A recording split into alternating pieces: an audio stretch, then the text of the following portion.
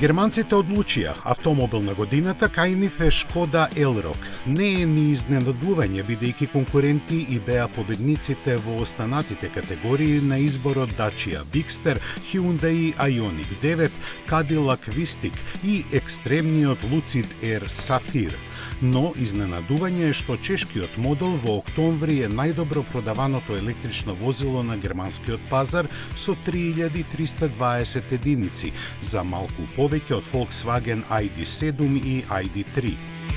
Согледувајќи го тоа, представниците на Шкода изјавија дека Елрок очигледно го има погодено моментот.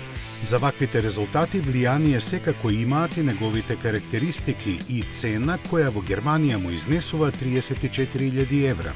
Треба да се спомене и дека Елрок е трет модел поставен на MEB платформата на Volkswagen што ја освојува оваа награда.